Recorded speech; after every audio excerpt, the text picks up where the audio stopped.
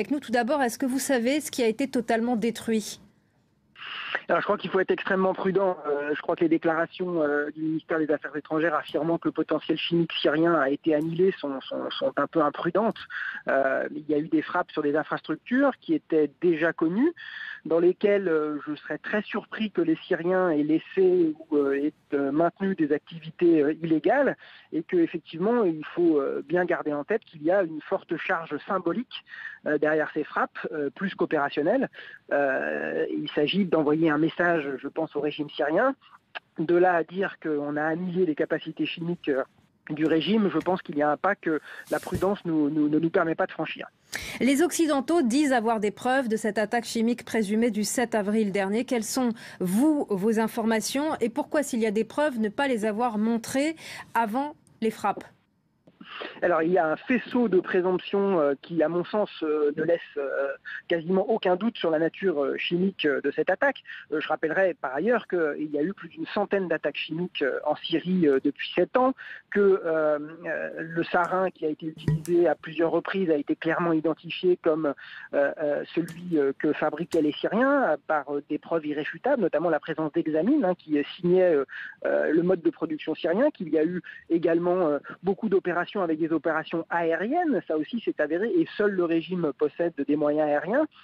Donc encore une fois, je pense qu'il y a un moment, il faut, et d'ailleurs c'est ce que font aussi les Russes et beaucoup de commentateurs, se protéger derrière l'absence de preuves irréfutables est un peu léger. Il y a vraiment un passif énorme en matière d'attaque chimique, et la culpabilité du régime dans la quasi-totalité de ces opérations aujourd'hui n'est pas contestée par les experts sérieux. Dans cette affaire de la semaine dernière, eh bien, je pense que ce soit les images, la multiplicité des témoignages, les tableaux cliniques sur les victimes laissent vraiment, encore une fois, aucun doute sur la nature chimique de cette opération. Vous ne faites pas la différence entre avoir les Occidentaux qui ont la conviction mais qui n'ont pas de preuves absolues pour l'instant. Ce n'est pas gênant de ne pas avoir de preuves absolues montrées? Je suis plus gêné par l'absence de réaction depuis 7 ans, malgré des preuves avérées, des enquêtes des Nations Unies, d'experts indépendants de l'OIAC qui sont restés sans réponse, que devant ce débat, je dirais, oiseux, qui consiste parfois à attendre la preuve irréfutable, ce qui, dans ce genre d'affaires, est très compliqué de trouver. Évidemment, nous sommes en zone de guerre. Les Syriens et les Russes occupent aujourd'hui la zone présumée de l'attaque. Les inspecteurs arrivent très longtemps après l'opération. Et donc, il n'y a aucune garantie que la zone n'ait pas été nettoyée, et il va être très difficile de trouver des preuves irréfutables. Donc, leurs conditions de travail sont entravées, d'après vous?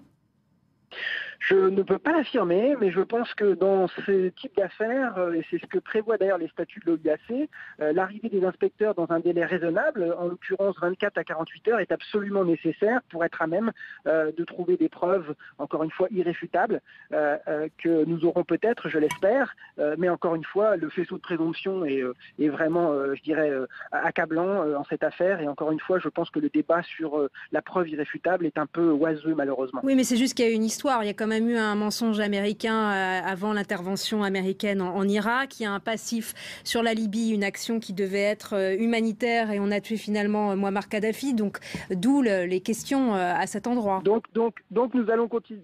J'étais le premier à dénoncer le mensonge américain en Irak. Je l'ai fait encore une fois en analysant les faits, mais ce n'est pas une raison pour s'abriter parce que certains acteurs ont menti, et ils continueront de mentir dans une affaire. Avec des conséquences jusqu'à aujourd'hui. Exactement. Donc, encore une fois, je trouve que là aussi, d'avancer l'argument de dire qu'il y a eu des mensonges sur les armes chimiques et biologiques irakiennes, oui, il y a eu des mensonges. Mais là, il y a 7 ans, sans opération, des enquêtes indépendantes par les inspecteurs de l'OIAC qu'on ne peut pas accuser d'être pro-russes ou pro-occidentaux. Et encore une fois, nous n'allons pas continuer à payer pendant des années et des années les mensonges américains sur l'Irak. Il faut de temps en temps examiner les faits, rien que les faits, uniquement les faits, sans remonter à plusieurs années et à des mensonges effectivement avérés de la part des Américains, mais qui n'excluent pas le fait qu'aujourd'hui, eh bien, les experts qui pensent que le régime sont derrière ces attaques ont probablement raison. Ça fait plusieurs mois, vous l'avez dit, et même plusieurs années, selon vous, que le régime utiliserait des armes chimiques. Donc pourquoi ne réagir que maintenant ? C'est un petit peu triste effectivement, et je pense que le concept de ligne rouge a longtemps été flou, et la ligne rouge, c'est plutôt d'ailleurs dans ce conflit l'utilisation répétée d'armes chimiques par le régime que cette ligne rouge avancée par Barack Obama ou Emmanuel Macron. Mais je ne vais pas, je dirais, alors que à titre personnel j'ai appelé à des réactions aujourd'hui, faire la fine bouche, parce que enfin la communauté internationale agit. Donc effectivement c'est triste, c'est tard, ça ne changera pas le cours du régime malheureusement, mais je pense que c'est un message important à délivrer à Bachar el-Assad et au régime, de dire que la communauté internationale ne tolérera pas l'utilisation d'armes barbares, indiscriminantes, particulièrement contre des populations civiles.